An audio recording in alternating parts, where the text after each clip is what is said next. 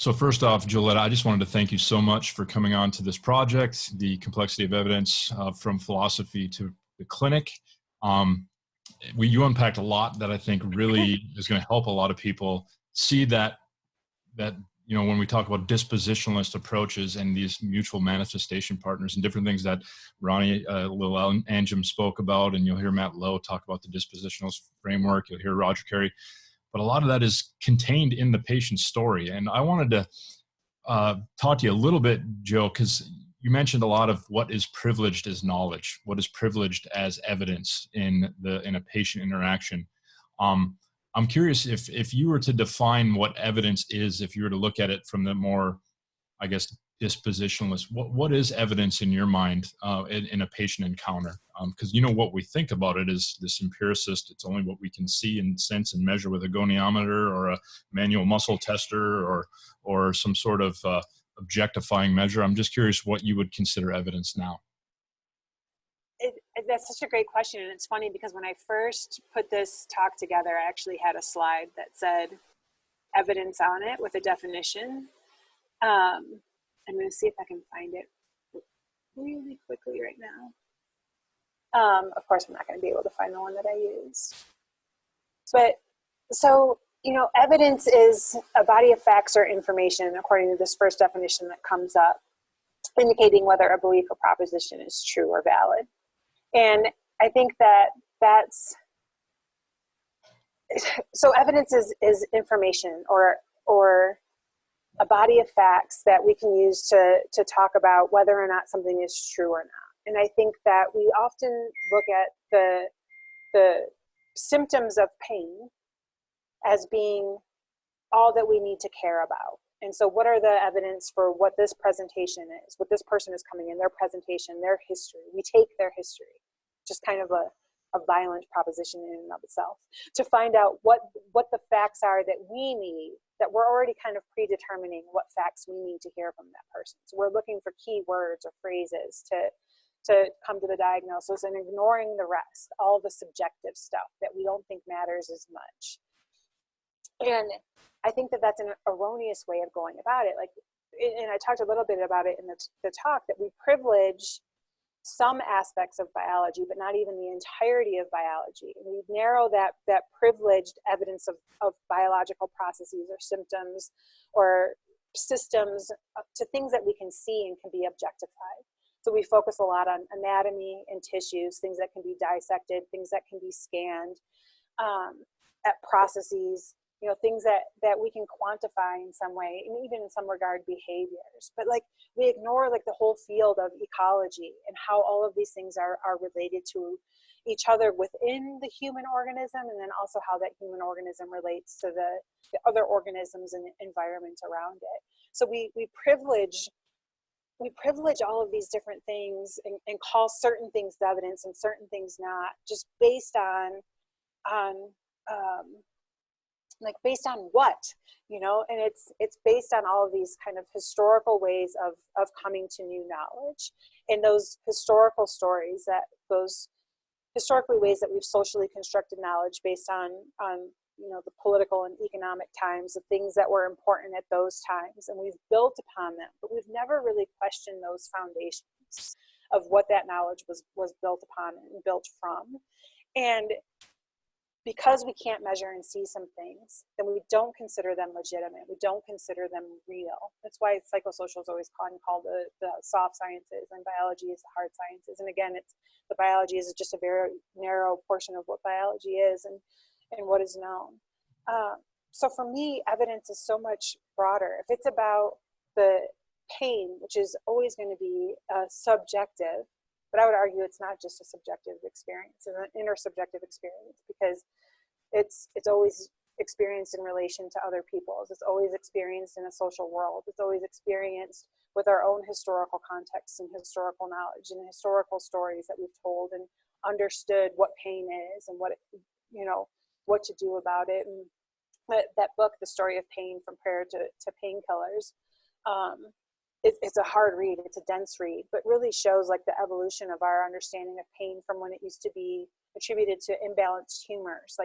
So pain was evidence of humors being out of balance. So that at that time, that was, you know, I'm totally going off on all kinds of tangents here, but I think that the term evidence itself is a form of a socially constructed concept, and kind of like borrowed from legal evidence, where, you know, can it be admitted into a court of law? And so if that's how we're treating patients, like what can be admitted into a court of law, and we're only going to allow that in, then the patient doesn't, like, them as a person is no longer relevant to their treatment or to their care. And I just don't think that that's ethical. I don't think that can possibly be ethical when we can only look at what we consider objectified information, and that's the only thing that constitutes evidence. And we look at randomized controlled trials and think that that is like the top of the hierarchy in terms of evidence. When, like I said, those are stories too. The scientific method itself, you know, is created by humans who are all subjective beings. So for that evidence, and I believe it was Eric Cassell, it might have been David Morris, who said, like, listening to the patient's story is important because that's often the best evidence that we have in determining what's happening, and more importantly, determining what to do about it. You know, actually understanding what is happening within their personal context, within their social context, is so much more valuable to me in determining what that path forward is going to be, if we're no longer just looking at fixing a broken machine, if we're no longer looking at the patient as a battlefield where we're going to do technology to them to fix them and win this war against pain. And I think we've come to this realization that that's not working, that is that's not sufficient, and perhaps not an ethical way of going about treating complex problems such as pain. And so then what do we do? Do we change our notion of what evidence is? Or do we start from a different problem? Do we work from a different problem rather than trying to fit all of these different things into a definition of evidence to make that then a better form of evidence-based care? Do we say, what are we trying to do?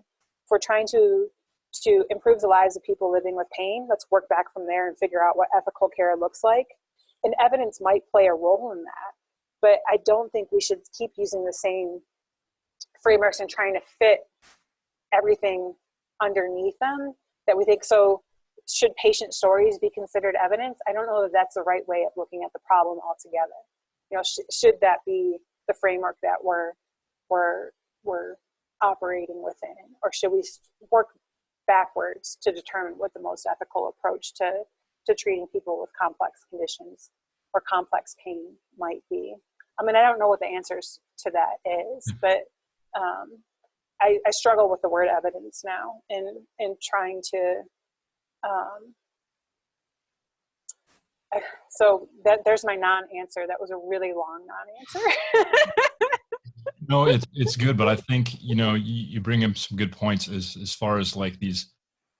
That's where this evidence-based practice can become dangerous to some people, because a lot of that stuff was constituted with a lot of philosophical assumptions present of the story not being important, that it's all about the objective, the empirical, the positivist approach of if I can't sense it and measure it, it doesn't exist. And yet, how do you measure emotions? How do you measure distress? I mean, we do scales and all this stuff, but how do you measure some of the narrative pieces that a person has? And I think it's just tough to do that. And I agree that maybe we need to flip this thing on our head and see, well, what is the story, the context, the social, the cultural, all the things that context of that patient that brings in.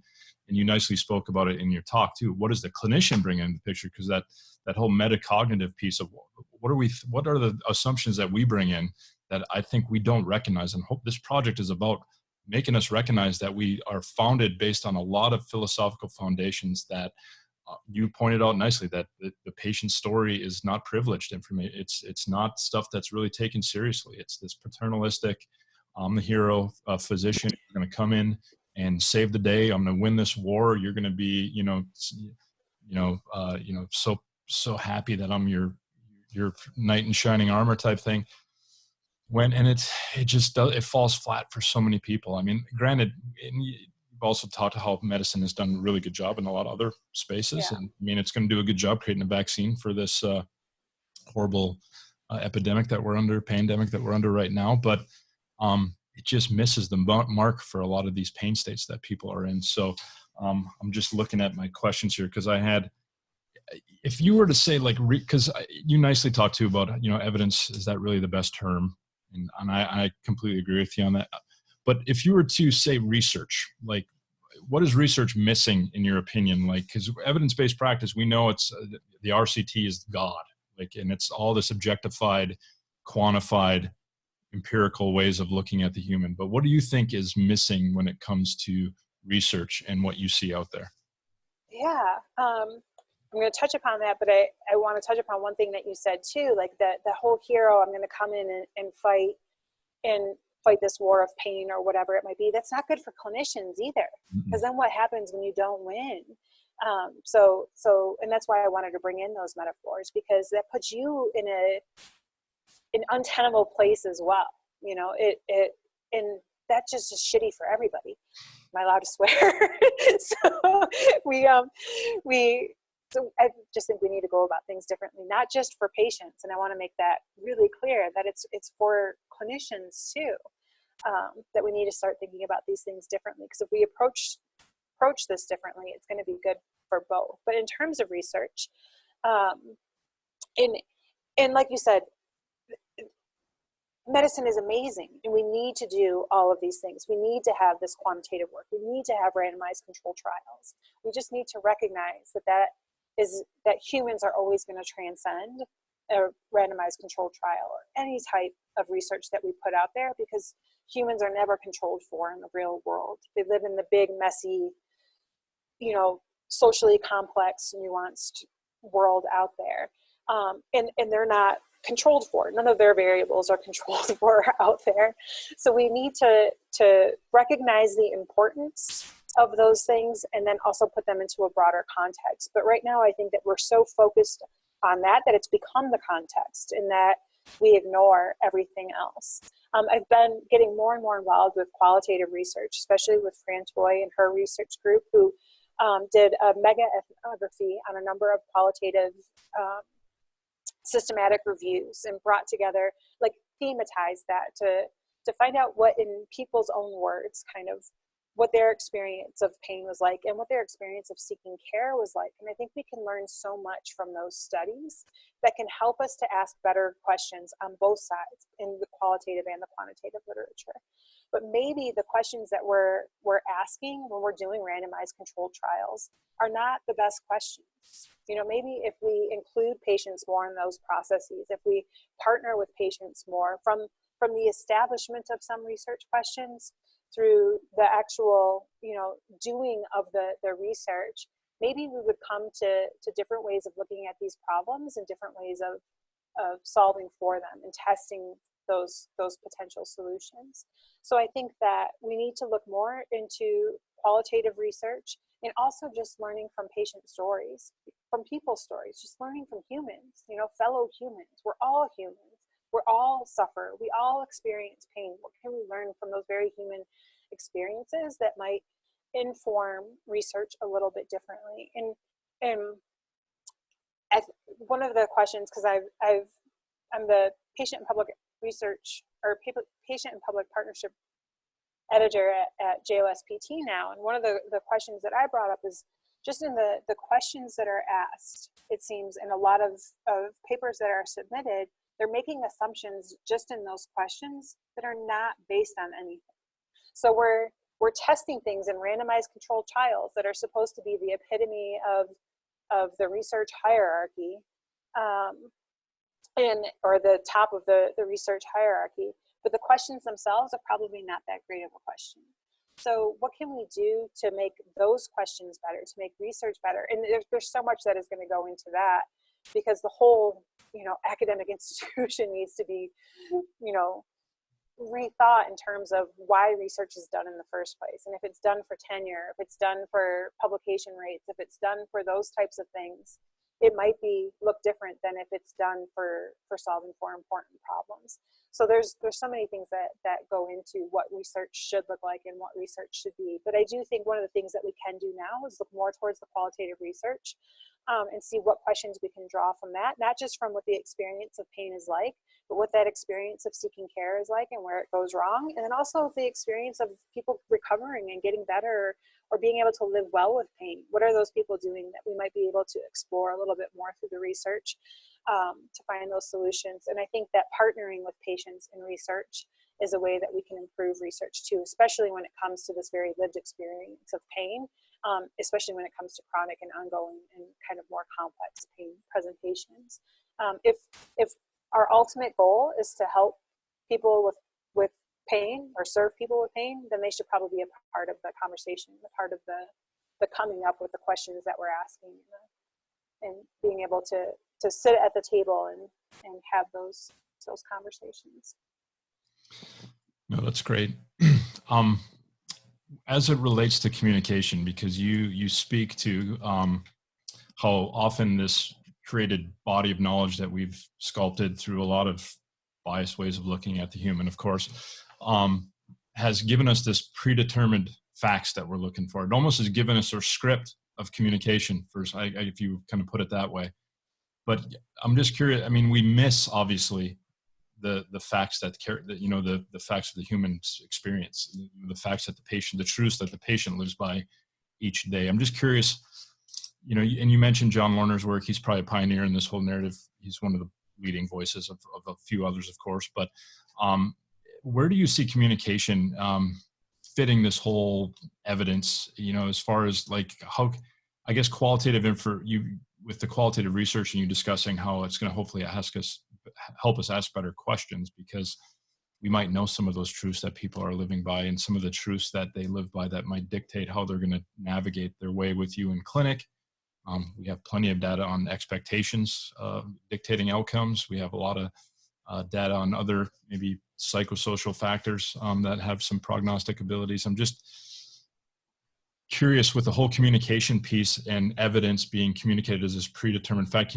Where do you see the balance of that being? Because, we teach students in PT school. I'm an educator, although I'm working to flip this a little bit on students to know that story. But we teach them to know the facts, the normative communication style, that you're looking for patterns to form and objective measures to line up to make a judgment to treat certain ways. And it kind of just shoves that whole piece that we've been talking about this whole time to the side. I'm just curious how you see that being rectified, maybe in research and in education. And it's a really interesting question, and it led me to think, like, so when you look at the therapeutic encounter, no matter who is the clinician, whether it's a physical therapist or it's a physician or a nurse or whoever it might be, everything that they all have to do is communicate with the patient, with the person who is seeking care. Every single one of them has to. Yet, no one that is not a focus of much of their education when they're in school, if any of their education whatsoever. And like you said, what is prioritized is more like a checkbox kind of approach. This is what I need to solicit from their medical history. I need to take this history from them. And it's not about soliciting their story at all or learning about this person at all. It's just about this kind of checkbox kind of approach and listening for those things that are going to give me the facts. The real information. All this other stuff is fluff.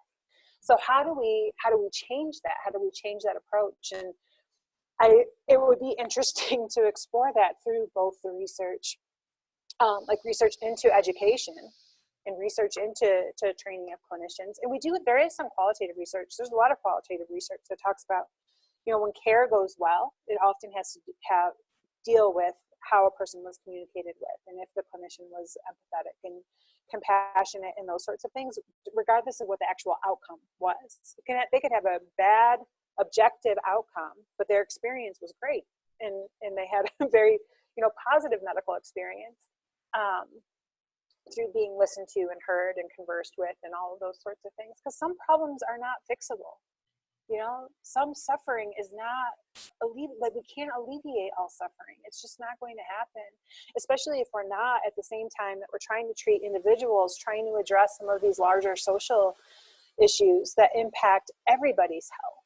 You know, if we're not alleviating poverty, if we're not addressing systemic biases and institutionalized racism and sexism that happens within, you know, healthcare because of that historical knowledge and that socially constructed knowledge. I mean, so much of research up until recently didn't even include women because women were just men without penises. Like so much of how we got to where we are is going to be hard to reverse. But we need to start looking at those things. So that universal aspect of patient care is talking to the patient. So how do we do that better? And you know how much I love John Launer's work and the whole Conversations Inviting Change approach. And I love his work too, because he makes it,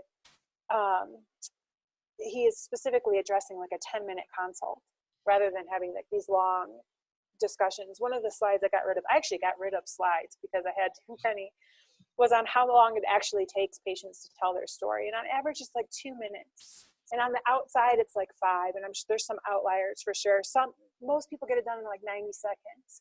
So when people are given the opportunity to share all that they want to say before they say like, well, that's it, doc, or whatever it might be, it's really not that long, but we don't even offer them that time. I think the average time for patients to be interrupted is like 17 seconds. It ranges from like 12 seconds to 19 seconds, something like that. So if we could just change those small things, like at the start of a consult, rather than doing a checklist, and trying to listen for what you're trying to hear, just giving the person who is seeking your care time to tell you their story could be a good place to start to experiment with, you know, personal experimentation on the clinician's part. What happens if I just let them talk? You know, like what happens if I do this for my next 5 patients or all my patients on Wednesday or whatever it might be, and just playing with those things to see how it might actually be done. And then figuring out ways, well, it's frustrating that everything has to be evidence-based, because then how do you establish that? How do you establish an evidence base for having conversations with people, you know, other than being able to say, yeah, it seems to be kind of a good thing. And it's not everyone can have a conversation that's going to lead somewhere, you know, just from personalities clashing or whatever it might be. So it's hard to go about it, but I think one of the things that we absolutely have to do is focus more on the humanities and narrative medicine and those sorts of things in education and all education, not even just for healthcare, but how do we be good humans to each other? You know, how do we be good humans to each other? How do we talk to one another? And how can we live our lives in a way that allows us to express all of our humanity rather than just having to live on one end of the spectrum? Because that's where we try to push everybody. You have to always be positive. You have to always be healthy. And if you are not positive and you are not healthy, you are ostracized and marginalized and dismissed without regard to context and what might lead to you having an awful life right now. We place all of the blame on the individual rather than recognizing the context that those things happen within. So I think that some of this education should happen at the undergraduate and graduate levels. Even in high schools, you know, we can learn how to be better humans to each other in high schools and communicating with each other, because really it's not so much specific to healthcare. It's just about how to have a conversation with someone. I mean, we could probably learn a lot from bartenders and barbers who listen to people's stories all the time.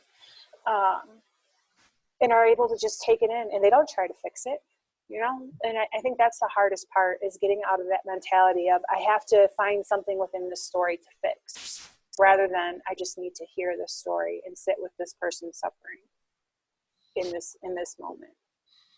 No, that's a great way. I think that we will end this little Q&A we've had after your great talk, because I think hopefully you've all seen with what we've talked, and actually what Joe said, I just ask a few questions here and there, of course, but hopefully you've seen how, you know, when we look at evidence based on just what we can measure through a goniometer or a manual muscle test or a facet glide that we feel is all based on some sort of tissue magic that we can detect with our hands, that we are missing a massive part of a human's pain experience. And Joe's put it into amazing words on her blog, mycupofjoe.com.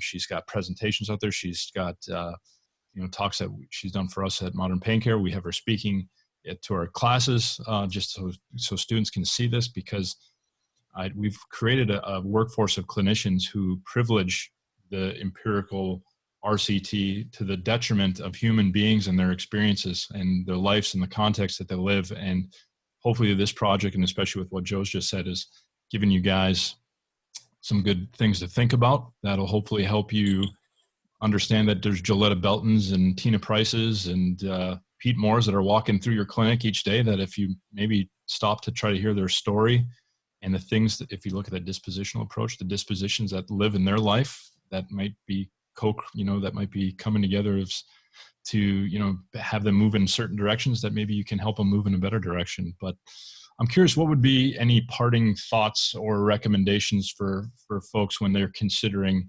evidence in their practice there, Joe? Just to remember that the greatest information that you can probably get that's going to help you the most in determining that therapeutic path forward is what the patient tells you. And so soliciting more of what that patient tells you, and if you're frustrated with because patients aren't doing what you're telling them to do, whether it be exercise or eating right or sleeping more, whatever it might be, to recognize that finding out what their values and their goals are might lead to more successful approaches and outcomes. Because if you're working towards what they value and what motivates them, that changes the whole equation. If you're putting your goals on that, your goals for them on them, it's probably not going to be as successful, and you're only going to learn what matters to them and what they value and what they want to work toward if you have a conversation with them and you learn more about them as a person. And then that changes the whole therapeutic plan that can drive what that path forward looks like, and it will probably lead to more successful outcomes for both the person seeking your care and for you as a clinician. Thanks for that, Joe, and thank you so much for your time, generously offering a few hours of your day to us in some weird times that we're living in these days. But I just want to thank you so much and keep doing what you're doing. Can you tell folks what you're up to these days as far as projects and anything else you would like folks to know about? Yeah, so I still have mycupofjoe.com, which I haven't been writing much, but I'm hoping to use some of this narrative and ethics lens to look through for some future writings. So check out that in times coming.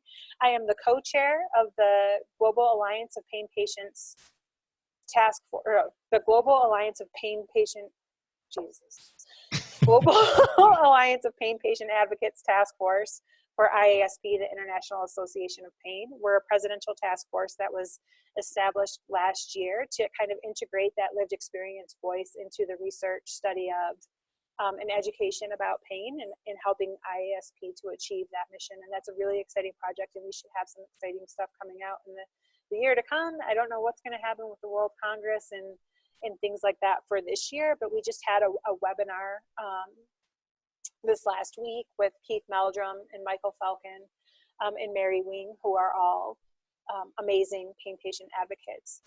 And so even regardless of what happens in the world, we should be having some stuff come out online. I'm also the patient and public partnership editor for JOSPT, so hoping to do some really, really cool stuff there. We have an editorial series that our second editorial should be coming out about partnering with patients in research. And what that looks like and how to do it, and answering some questions about what that means, because if there's a lot of unknowns and uncertainty that I know can make some researchers and clinicians a little bit nervous about that. And I've been doing some qualitative research with Fran Toy and her research group. We have a paper that should be coming out soon that is updating the mega ethnography that they did in 2012, where I was able to participate in the thematizing of that qualitative research and coming up with a concept model that I'm really excited to have come out, and hope that will lead to some interesting conversations and discussions about what to what patients are experiencing and how we can best serve them when it comes to pain treatment. That sounds like a pretty full plate there, Joe. Every time I talk to you, there's numerous things going on, and they're all awesome things. I think the ability and the impact you're having. I know you're humble and amazing in that respect, but truly you and Keith and a lot of the folks in the IS task force and stuff are truly making a huge dent in what we need to change as far as the way we work with and understand and hopefully help the folks that are dealing with some tough situations that involve pain and a lot more than just, pain, as you've nicely talked about in your talk today. So I'm gonna leave it at that today. Again, thank you so much. You have a good rest of your day and keep doing what you're doing. Thank you.